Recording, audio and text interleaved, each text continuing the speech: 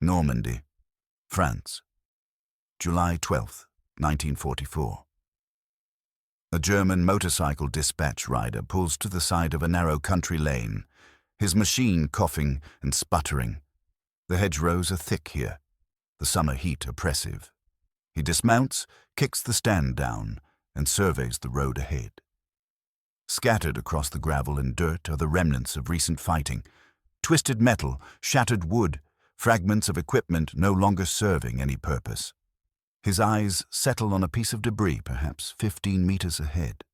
A lump of coal, unremarkable, the sort of thing that might have fallen from a supply lorry or been discarded by retreating forces. He moves towards it, thinking nothing of it, his mind already on the message he carries. His boot comes down beside it. He crouches, curious perhaps, or simply pausing to adjust his equipment. His hand reaches out. The explosion tears through the quiet morning. The blast radius is small, confined, but utterly devastating at close range. There is no warning, no fuse to spot, no wire to avoid. The device was designed for precisely this moment, to mimic something worthless, something overlooked, something safe.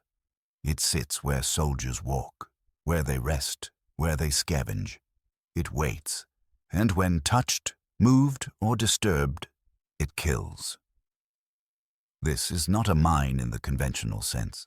This is camouflaged ordnance, a weapon that exploits the fundamental human instinct to interact with one's environment. The British called them booby traps, but that term hardly captures the psychological precision of their design. These devices were engineered not merely to destroy, but to sow paranoia, to make every piece of battlefield detritus suspect, to turn the landscape itself into an agent of terror. By the summer of 1944, the Allies had mastered the art of making death look ordinary. And amongst the most disturbing innovations of the entire war were devices specifically manufactured to resemble rubbish. The problem confronting British military planners in the early years of the Second World War was both tactical and psychological. Conventional mines were effective, certainly, but they were also predictable. Soldiers learned to spot them, engineers developed protocols for clearing them, and their positions could be mapped. What was needed was something altogether more insidious, a weapon that could be scattered behind enemy lines, that required no elaborate deployment, that would remain lethal for weeks or months, and that would paralyze enemy movement not through physical barriers, but through psychological dread. The challenge was to create devices so convincing in their mundanity that soldiers would interact with them before realizing the danger. Traditional explosive devices announced themselves through their very presence. A mine had a certain regularity, a shape, a placement that trained eyes could identify.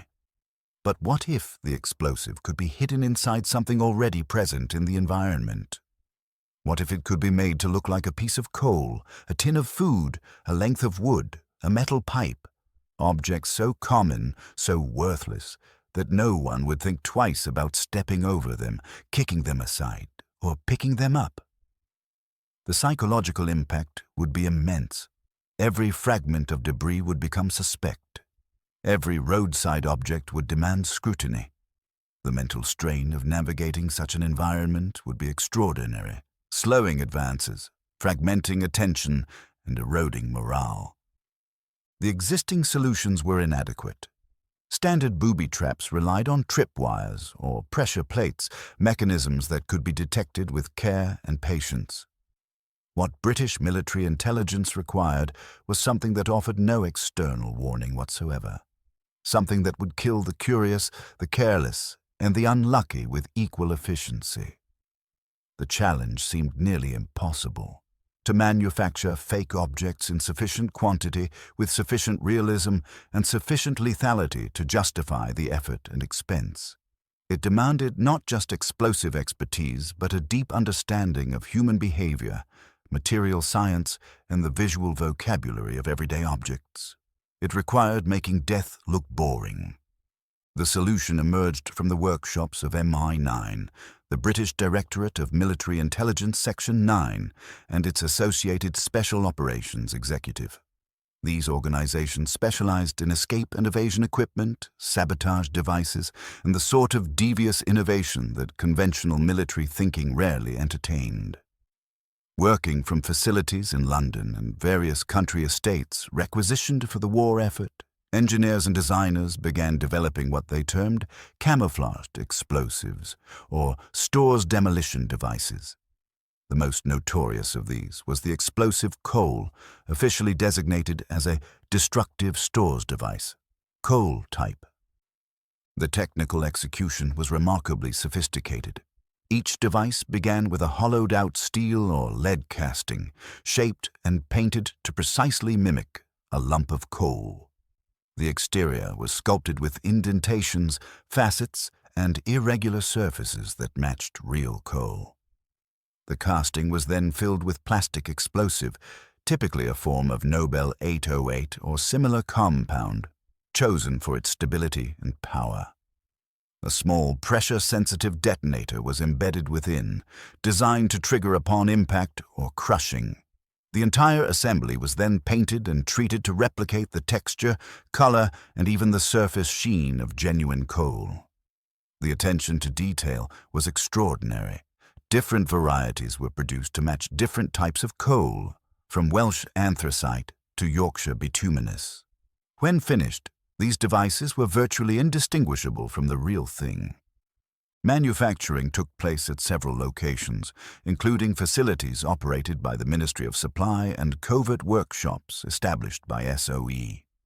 Each device was handcrafted, a labor-intensive process that limited production numbers. Estimates suggest several thousand units were produced over the course of the war, though exact figures remain classified or lost. The explosives were packaged in containers that mimicked coal sacks or scattered amongst real coal to ensure they would be inadvertently transported by enemy forces. The concept was diabolical. The Germans would steal British coal for their own locomotives, lorries, and heating stoves, unknowingly carrying explosives into their own infrastructure. Once in an enemy coal bunker or fuel depot, the device would wait until shoveled into a furnace or boiler, at which point the heat would detonate it, causing catastrophic damage to machinery and potentially igniting stored fuel. Similar principles governed the creation of explosive tins, fake logs, and dummy equipment.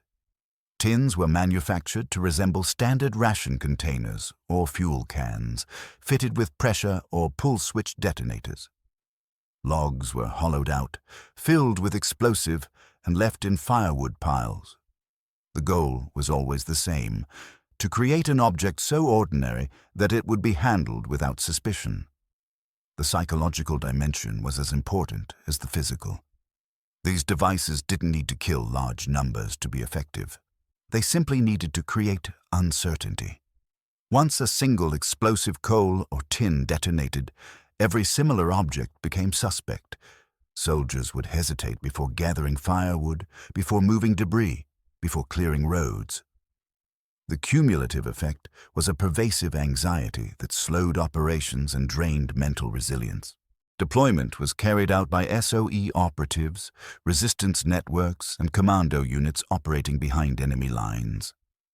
Records of specific placements remained sparse, a consequence of operational security and the chaotic nature of covert warfare. However, accounts exist of explosive coal being placed in railway yards across occupied Europe, scattered along German supply routes in North Africa, and distributed to partisan groups in Yugoslavia and Greece. The devices were particularly effective in disrupting rail transport. A single lump of explosive coal tossed into a locomotive's tender would detonate once fed into the firebox, destroying the boiler and rendering the engine inoperable. The damage was immediate and difficult to repair, often requiring the locomotive to be scrapped entirely. If you're finding this interesting, a quick subscribe helps more than you know. It keeps content like this possible. One documented instance from occupied France describes a coal depot near Lyon where explosive devices were mixed with legitimate fuel stocks. Over a period of weeks, multiple locomotives suffered catastrophic boiler failures, forcing the Germans to halt rail operations whilst every coal bunker was painstakingly inspected. The operational disruption far exceeded the physical damage. Similarly, explosive tins were reported in use during the Italian campaign, left in abandoned supply dumps where retreating Germans might scavenge them. The psychological toll was significant. German soldiers began treating all abandoned material with extreme suspicion, slowing their ability to live off captured supplies and increasing their logistical burden. The broader impact on enemy morale is harder to quantify, but nonetheless real. German intelligence services were aware of these devices and issued warnings to their troops, but such warnings had a paradoxical effect. They heightened anxiety without providing a reliable means of identification. Soldiers couldn't simply avoid all coal or all tins.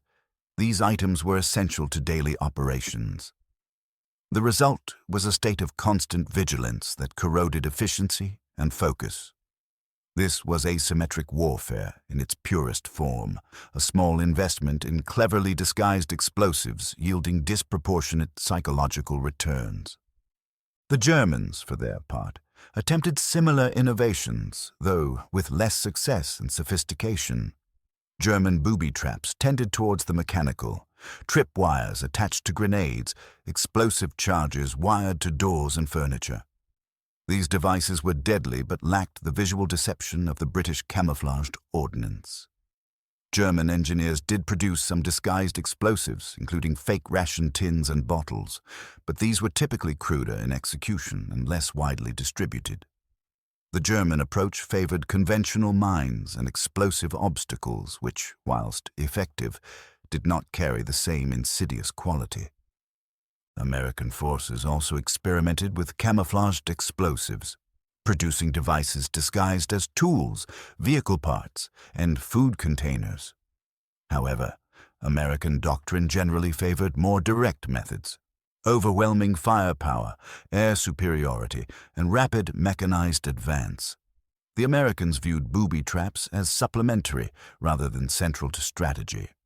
The British, by contrast, operating with smaller forces and facing resource constraints earlier in the war, embraced deception and psychological warfare as force multipliers.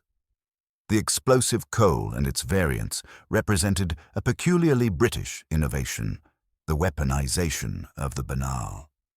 The influence of these devices extended beyond the immediate conflict.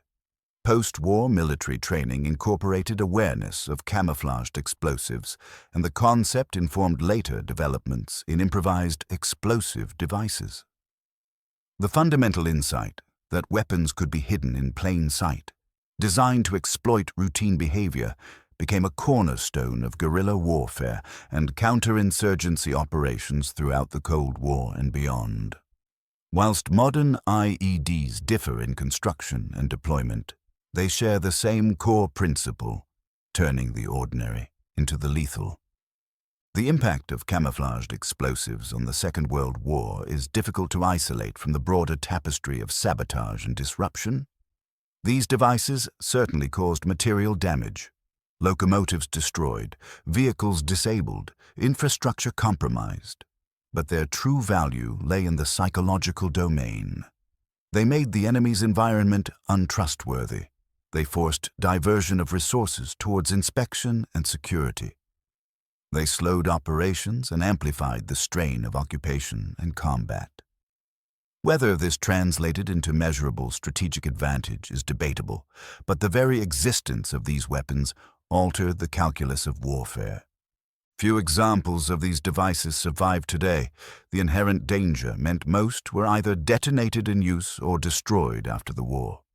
Occasional specimens appear in military museums, carefully rendered inert, displayed behind glass as curiosities of wartime ingenuity. The Imperial War Museum in London holds several examples of explosive coal, their surfaces still bearing the texture and color designed to deceive. Looking at them now, divorced from their context, they appear almost absurd, lumps of fake coal, harmless and inert. But in 1944, scattered across occupied Europe, they were instruments of terror, small and unassuming, waiting for a hand to reach out. The human cost is unknowable. How many soldiers died picking up what they thought was scrap? How many locomotives exploded in clouds of steam and shrapnel? How many hours were wasted inspecting coal piles and rubbish heaps? The records, where they exist, are fragmentary. Many operations remain classified, the details lost to time or buried in archives. What is certain is that the British produced these devices in significant numbers, deployed them across multiple theaters, and considered them valuable enough to continue production throughout the war. Normandy, France. July 12, 1944. A German dispatch rider lies motionless beside a country lane, his motorcycle idling nearby, his message undelivered. Around him, scattered fragments of metal and stone, pieces of coal and wood, the debris of war. Each object might be exactly what it appears, or it might not. In the hedgerows, in the ditches, across the fields and roads of occupied Europe, tens of thousands of pieces of rubbish wait. Some are harmless, some are not. The distinction is invisible until the moment of contact, and by then, it is far too late. The British, in their workshops and factories, had manufactured paranoia, packaged it as coal and tin and wood, and scattered it across a continent. The devices killed, certainly, but more importantly, they made soldiers afraid to touch anything. They turned the act of clearing a road, gathering fuel, or moving debris into a gamble with death. This was not honorable combat. This was not the clash of armies on an open field. This was the deliberate exploitation of human instinct, the weaponization of curiosity and pragmatism. It was disturbing, effective, and utterly ruthless. And it worked.